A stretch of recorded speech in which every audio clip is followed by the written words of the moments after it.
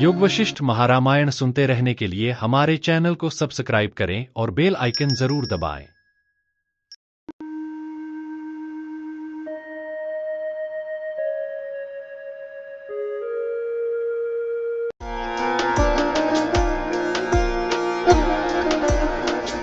योग वशिष्ठ महारामायण निर्वाण प्रकरण सर्ग 32। पुर्यष्टक में प्रविष्ट हुई यह चिति जिस प्रकार देहादि को क्रियाशील बनाती है तथा जिस प्रकार देहांतर को प्राप्त होती है उन सब का वर्णन।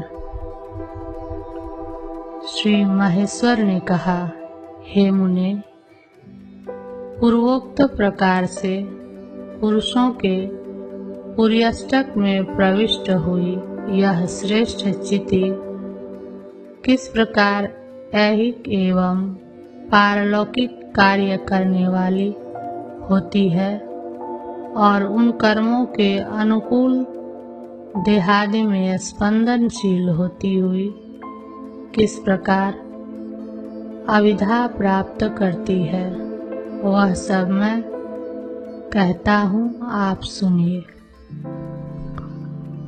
देह स्पंदन में चित्त प्रतिबिंब भूत जीव का चलन कारण है और जीव के चलन में जीवोपाधिभूत पुर्यष्टकात्मक मनोरूप से परिणत हुई चिति के वास्तविक स्वभाव का तिरोधान करने वाली माया शक्ति कारण है। उस माया शक्ति की मनोरूप परिणति में पूर्व देहों के अंतिम परिणाम से संचित कर्म समूह ही कारण है। बृहदारण्यक में भी कर्म हैव तदुचतुः कर्मैव तत्प्रशंसतुः इत्यादि श्रुतियों से कर्म ही ग्रह अतिग्रह रूप बंधन का कारण निश्चित किया गया है। हे ब्राह्मण, अनादि माया रूप यह ब्रह्म शक्ति अपनी आवरण शक्ति द्वारा पहले अपने आश्रय ब्रह्म को नास्ति न भाति इस प्रकार प्रतीति के योग्य बना ही देती है। तदंतर प्राक्तन परिपुष्टता को प्राप्त विविध काम वासनाओं से युक्त एवं अपने मन से किए गए मननों से चेष्टित कायिक वाचिक चेष्टा रूप विहित निषिद्ध कर्म समूहात्मक कारणवश पुर्यष्टक रूप मनोभाव से परिणत होती हुई वह अपने अधिष्ठान भूत चित्त सत्ता से चित्त की नाई और अपने स्वभाव के बल से जड़ की नाई यूं मिश्र भाव को प्राप्त होती है। तदंतर ज्ञान और कर्म के व्यवहार योग्य होती हुई वह माया शक्ति ही अपनी शक्तिभूत इस ज्ञानेंद्रिय कर्मेंद्रिय आदि इंद्रिय प्रणालिका से दृष्टा दर्शन और दृश्य आदि 9 तरह के संसार रूप में नाचती है। इससे और दूसरा कुछ भी नहीं है। हे मुने, इसी माया शक्ति के विचार एवं अविचार स्वरूप प्रसाद से इस संसार में क्रमशः कलंक युक्त होती हुई वह चिति जगत रूपी गंधर्व नगर का निर्माण करती है और नहीं भी करती है। यानी अविचार से निर्माण करती है और विचार से निर्माण नहीं करती। तब ब्रह्मचिति के सानिध्य से देह ही सबका निर्माण करेगा। चित्त आदि की कल्पना की क्या आवश्यकता है? इस पर कहते हैं,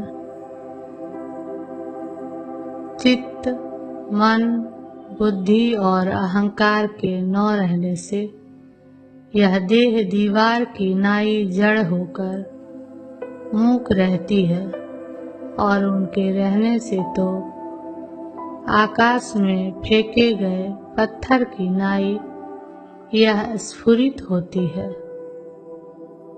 जीव के प्राण एवं कर्मेंद्रियों से होने वाले व्यापारों में सन्निधान मात्र से ब्रह्म साधारण कारण है, यूं कहते हैं। जिस प्रकार अत्यंत जड़ लोहा लौह चुंबक के सानिध्य से स्फुरित होता है, उसी प्रकार सर्वव्यापी सदात्मक इस परब्रह्म के सानिध्य से यह जीवात्मा प्रस्फुरित होता है।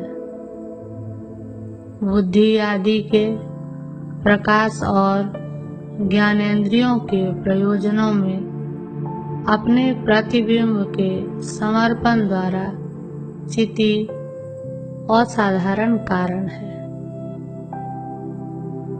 सर्वत्र स्थित आत्मरूप इस चित शक्ति से ही यह जीव पर्याप्त रूप से अपने और दूसरे के प्रकाशन में समर्थ होता है। यदि शंका हो कि भौतिक होने से द्रव्य स्वभाव में अवस्थित जीव का उपाधिभूत यह लिंग शरीर और द्रव्य स्वभाव ब्रह्म का प्रतिबिंब कैसे ग्रहण करेगा, क्योंकि द्रव्य में द्रव्य का ही प्रतिबिंब पड़ता है, ऐसा नियम है। तो इस पर कहते हैं, द्रव्य स्वभाव में अवस्थित न हुए भी गुण क्रिया जाति आदि से दर्पण रूप द्रव्य प्रतिबिंब ग्रहण करता है। अतः द्रव्य द्रव्य से ही प्रतिबिंब ग्रहण करता है, यह नियम है। शंका हो कि यदि ब्रह्म का प्रतिबिंब ही जीव है, तो उसे अज्ञान, निद्रा, आलस्य आदि जाड्य का अनुभव कैसे होता है? सूर्य के प्रतिबिंब में आभार स्वरूपता अंधकार का अनुभव कभी नहीं हो सकता, क्योंकि यह जीव अपना विशुद्ध चैतन्यात्मक स्वरूप भूल गया है। इसलिए उसने उस प्रकार जड़ता प्राप्त की है, जिस प्रकार मोह से अपना स्वभाव भूल जाने के कारण अभक्ष्य भक्षण आदि में प्रवृत्त सद्ब्राह्मण शूद्रता प्राप्त करता है। मोह से चित्त का तिरोधान हो जाने के कारण अपना स्वरूप भूल गए गाधी, लवण, हरिश्चंद्र आदि बड़े बड़े लोगों ने जिस प्रकार दीनता प्राप्त की है, उसी प्रकार अपना विशुद्ध चैतन्य रूप स्वभाव भूल जाने के कारण इस चिति ने चित्तत्व, चित्त के जड़ता, मलिनता आदि धर्म प्राप्त किया है। चित्त के साथ अभेदाध्यास से चिति में जिस प्रकार चित्त के धर्म दैन्य आदि की प्राप्ति हो जाती है। उसी प्रकार प्राण के साथ तादात्म्याध्यास से चिति में प्राण धर्म देह संचालन हेतुता की भी सिद्धि हो जाती है। वात शक्ति के साथ अर्थात प्राण के साथ एकता की प्राप्ति होने से प्राण के सदृश पराधीनता को प्राप्त हुई। जड़ रूप स्थिति के द्वारा यह देह उस प्रकार संचालित होती है जिस प्रकार तरंग पंक्ति से पानी संचालित होता है, जिस प्रकार पाल आदि उपाधि के वशीभूत हुए वायु के द्वारा नाव में स्थित पत्थर अपने अभीष्ट स्थान की ओर संचालित किए जाते हैं, उसी प्रकार उक्त रीति से क्रिया स्वभाव को प्राप्त मनन शक्ति युक्त इस जीव के द्वारा, जो कि उपाधि परवश होने से अत्यंत दीन है, वेद रूप यंत्र संचालित किए जाते हैं। हे ब्राह्मण, परमात्मा ने ही शरीर रूपी गाड़ी खींचने के लिए मनः शक्ति और प्राण शक्ति, ये दो सुदृढ़ नौकर या बैल उत्पन्न किए हैं। स्वाप्निक व्यवहारों का भी संग्रह हो जाए, इसलिए मन की ही रथ रूप से कल्पना करनी चाहिए। मुख्य एवं अमुख्य प्राणों की तो घोड़ों के रूप से इस आशय को कहते हैं। महर्षि, पहले जड़ रूप स्वीकार और तदंतर जीव रूप प्राप्त कर प्राण रूप घोड़ों से खींचे जा रहे मन रूपी रथ पर आरूढ़ होकर यह चिति कहीं आविर्भूत पदार्थों की स्वरूपता, कहीं बहु पदार्थता, कहीं तिरोभूत समस्त पदार्थों की स्वरूपता एवं कहीं उसी अवस्था में एकमात्र अविद्या रूप पदार्थ स्वरूपता को प्राप्त हुई सी भिन्न भिन्न सी होकर स्थित रहती है। तब जैसे दधि रूपता प्राप्त कर दूध विनष्ट हो जाता है, वैसे ही वह क्या जीव और जगत रूप प्राप्त कर नष्ट हो जाती है। इस पर नहीं, ऐसा उत्तर देते हैं। इस प्रकार परिणत होने पर भी अपना पारमार्थिक स्वरूप न छोड़ती हुई यह चिति उस प्रकार स्थित रहती है जिस प्रकार तरंग अपनी पारमार्थिक जल रूपता को न छोड़ता हुआ स्थित रहता है, और वही चिति तत्व दृष्टि से असत जागृत अवस्था की नाई एवं व्यवहारिक दृष्टि से भी असत स्वरूप की नाई किंचित विकसित होती है। आत्मा में अध्यस्त होने के कारण आत्मसत्ता का ही आश्रय कर मानसिक वृत्तियों में प्रतिबिंबित आत्म चैतन्य के बल से मनोरूप जीव जगत स्फुरित या प्रकाशित होता है।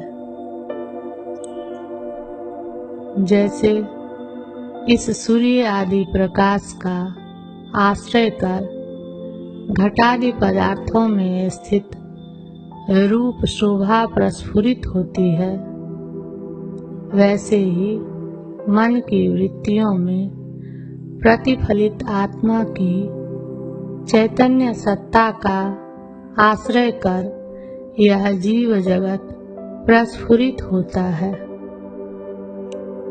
पारमार्थिक चिन्ह मात्र स्वरूप से युक्त विकार रहित परमात्मा की स्थिति रहने पर ही यह जीव अपना प्रकाशमय जीवन उस प्रकार धारण करता है जिस प्रकार दीपक की स्थिति रहने पर घर प्रकाशमय जीवन धारण करता है।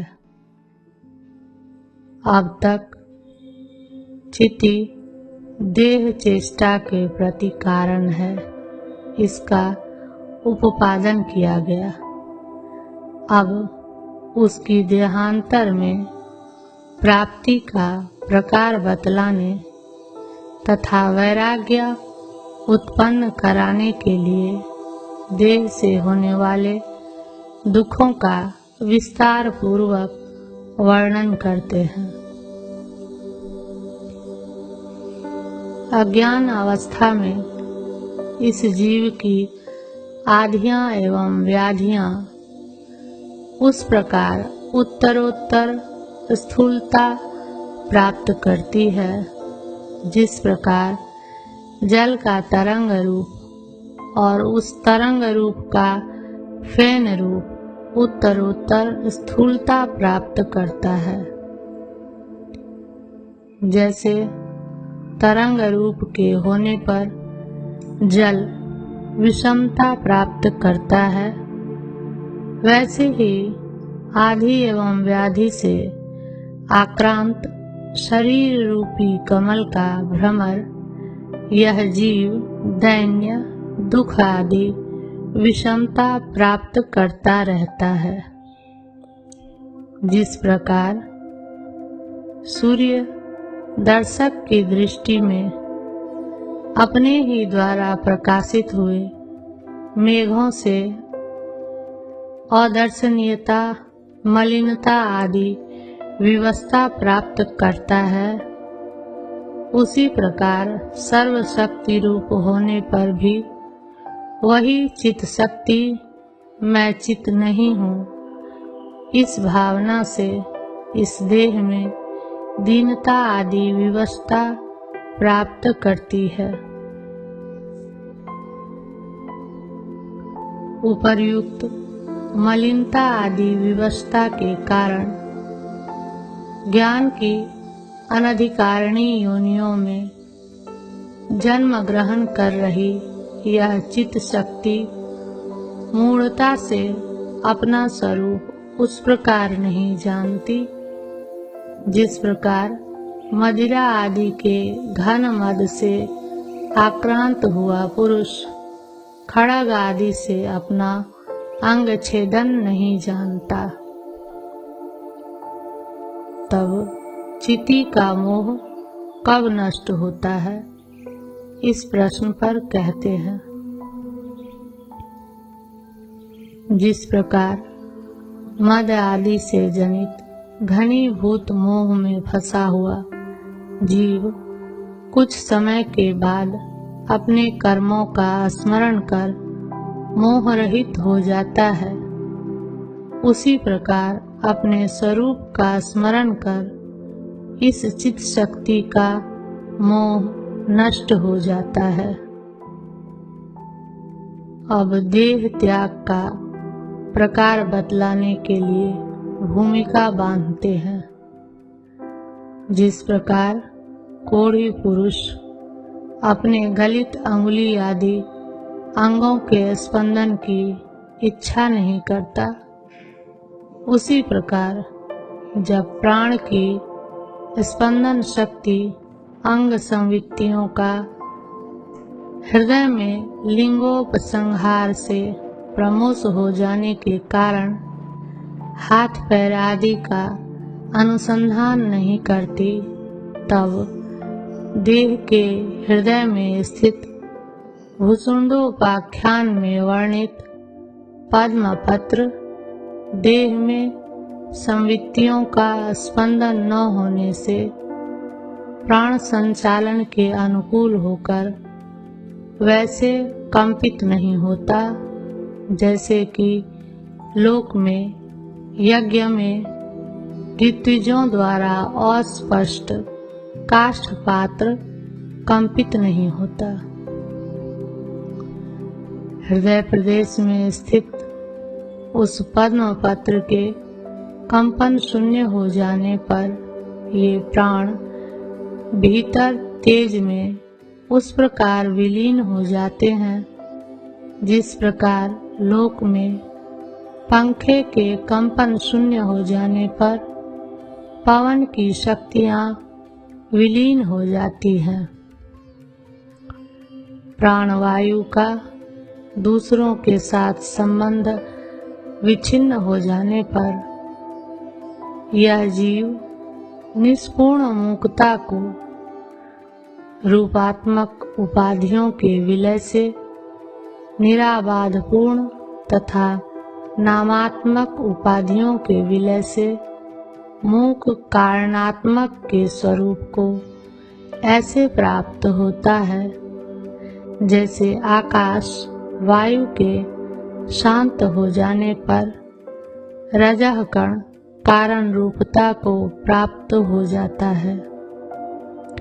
हे मुने, रजोगुण प्रधान अपने आधारभूत प्राणवायु के शांत हो जाने से ही रजोगुण से शून्य और आधार रहित हुआ मन भी प्राण के ही साथ कारण रूप पद को प्राप्त कर उसी रूप से अवशिष्ट रह जाता है।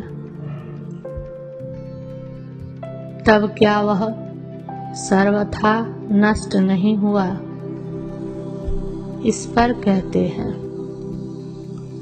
जल आदि भूत मात्राओं से मिश्रित पार्थिव वृक्ष बीज जिस प्रकार दूसरा अंकुर उत्पन्न करने के लिए तत्पर होकर स्थित रहता है, उसी प्रकार यह मन भी दूसरी देह का आविर्भाव करने के लिए तत्पर होकर स्थित रहता है। वही जीव का देह त्याग है, यह कहते हैं। हे महर्षि, इस प्रकार चारों ओर से कारण समूहों के विलीन हो जाने के कारण पुर्यष्टक के शांत हो जाने पर यह देह निश्चेष्ट होकर गिर जाती है। तब पुर्यष्टक का किस हेतु से उद्भव होता है? इस प्रश्न का उत्तर यह है कि हृदय कमल के स्पंदन से उसका उद्भव होता है। हृदय कमल का स्पंदन पूर्व भोक्ता आदि के स्वरूपों के स्मरण से होता है। उक्त स्मरण वासना के स्पंदन से होते हैं और वासना का स्पंदन स्वरूप के अज्ञान से उत्पन्न चिति के चैत्याकारक ज्ञान से होता है। इसलिए तत्व की ओर अभिमुख होने के लिए पुरुष को ज्ञानात्मक बहिर्मुखता रूप चिति की चैत्याकारता ही पहले अपने प्रयत्न से रोकनी चाहिए।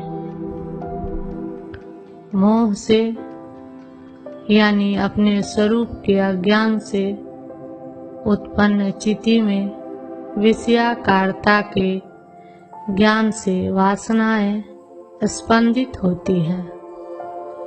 उनसे स्पंदित वासनाओं से प्रेरित हुई यह चिति अपने भीतर पूर्व काल के भोक्तृत्व आदि का स्मरण करती है और दूसरा अपना स्वरूप स्वयं भूल जाती है। हृदय रूप पद्मपत्र के स्फुरन से यह पूरी अष्टक विस्पष्ट हो जाता है और हृदय कमल रूप यंत्र जब चलने से रुक जाता है यानी निश्चल हो जाता है, तब वह भी विनष्ट हो जाता है।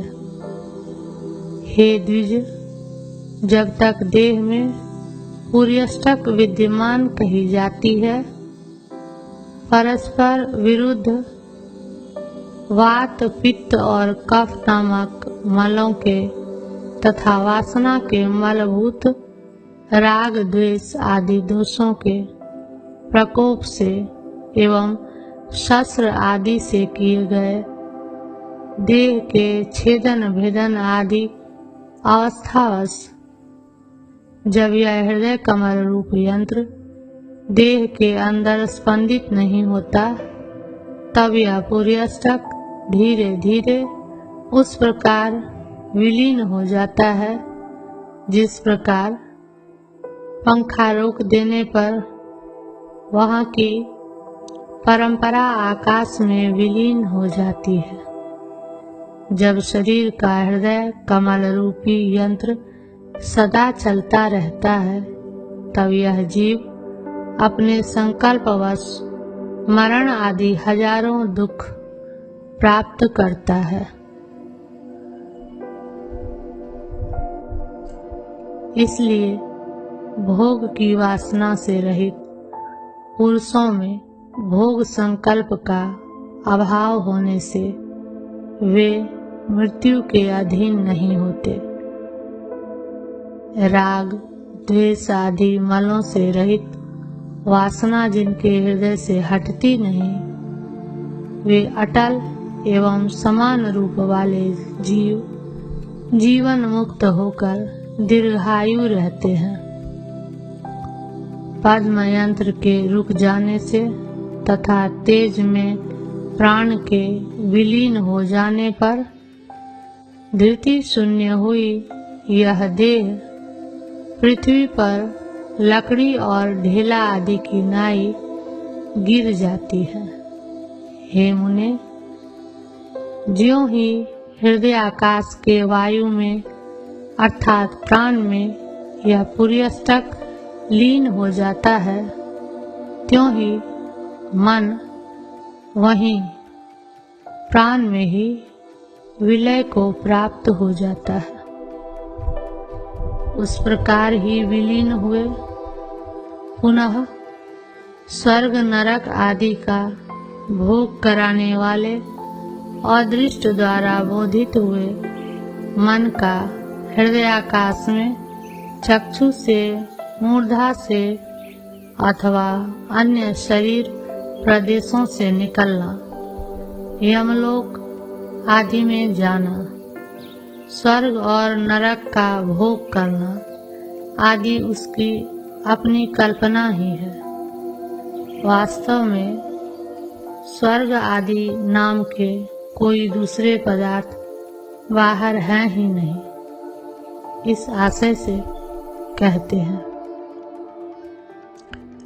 हे महर्षि, तत्त भोग करने के योग्य शरीर आदि पदार्थों का चिरकाल से अभ्यास किया हुआ तथा वासना से परिपूर्ण यह मन जहाँ तहाँ घूमता फिरता स्वर्ग नरक आदि देखता रहता है। जिस प्रकार घर के लोगों के घर छोड़कर दूर चले जाने पर घर शून्य हो जाता है, उसी प्रकार मन एवं प्राण से शून्य हुआ यह शरीर शव रूप हो जाता है। अब चिति के शरीरांतर ग्रहण में क्रम बतलाते हैं। सर्वव्यापक चिति ही मन में स्थित होकर चेतन से इसी जीव रूप आत्मा से जगत में प्रवेश कर मैं नाम एवं रूप का व्याकरण करूं। इस श्रुति में कहे गए चैत्य के आकार में अनुप्रवेश से जीव बनकर मनोरूप में स्थित हो जाती है। तदंतर पुर्यष्टक शरीर धारण कर आतिवाहिक देह वाली हो जाती है। पंच तन्मात्राओं के समूहभूत आतिवाहिक देह नाम वाले पुर्यष्टक चित्त को गोद में लेकर स्थित हुई बैठी हुई यह चिति ही अपने संकल्प से स्वप्न भ्रम की नाई अपनी स्थूल आकृति देखती है। इसके बाद दृढ़ भावना के द्वारा उसी स्थूल शरीर में अहंकार शक्ति से युक्त होकर यह चिति क्षण में ही संपूर्ण आतिवाहिक देहता भूल जाती है। असत स्वरूप उक्त लक्षण वाले स्थूल शरीर में ही कृत्रिम अहम भावना किए हुई यह चिति असत्यभूत इस जगत में आरोप द्वारा सत्यता प्राप्त कराती है और सत्यभूत अपने ब्रह्म भाव में नास्ति न भाति इत्यादि प्रतीति योग्यता रूप असत्यता प्राप्त कराती है। चित्त के संसरण में क्रम बतलाते हैं। सर्वगामिनी इस चिति ने ही बुद्धि में प्रतिबिंबित अपने अंश से जीव रूप होकर मन रूपता प्राप्त की है। वह मन पुर्यष्टक रूपी रथ पर चढ़ जाता है। अनंतर इस जगत में यत्र तत्र घूमता रहता है और जब सूत्रात्मा प्राणवायु से भरे हुए इस पुर्यष्टक रूप शरीर को पर्याप्त रूप से और ऊपर उठाता है, तब हृदय में प्रवेश कर स्पंदनशील हुए वेताल से युक्त शव की नाई यह देह जीती है। यूं लोगों द्वारा कहा जाता है। एवं पुर्यष्टक के क्षीण हो जाने पर यह चित्त हृदय आकाश में जब विलीन हो जाता है, तब यह देह काष्ठ ठेला आदि की नाई स्पष्ट अचेतन प्रतीत होती है और उस समय लोगों के द्वारा यह देह मर गई यूं भी कहा जाता है।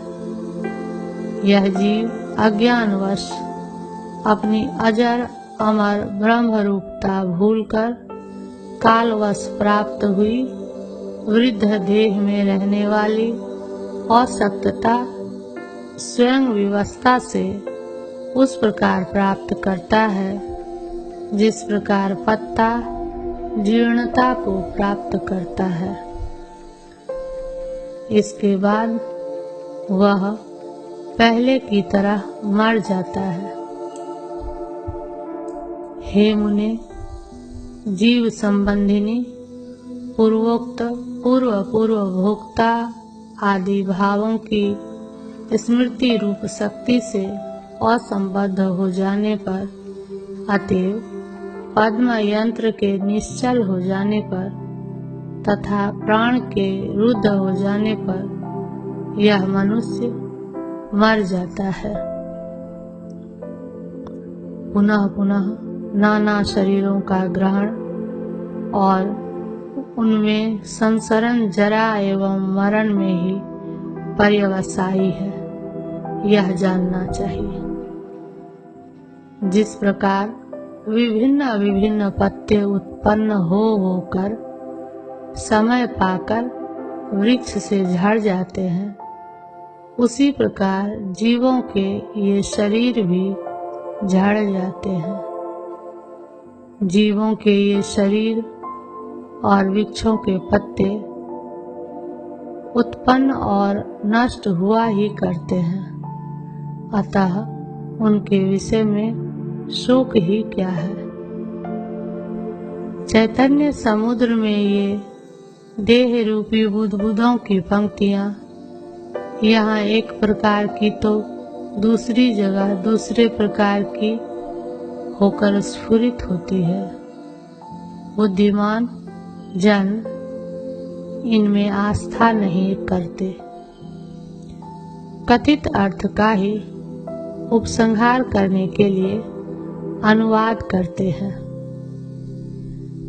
सर्वत्र व्याप्त भी यह चिति इसी चित्त में प्रतिबिंबित होती है, क्योंकि दर्पण के बिना दूसरा कोई भी अपने भीतर पदार्थों का ग्रहण नहीं करता।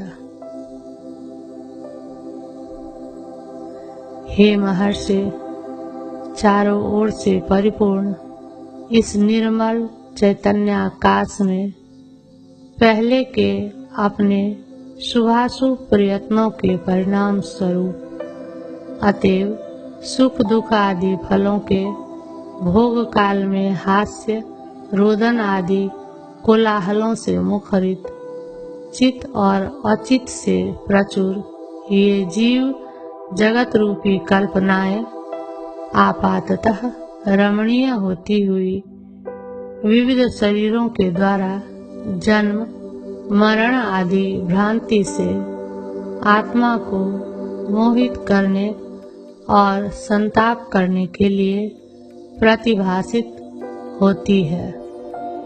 32वां सर्ग समाप्त।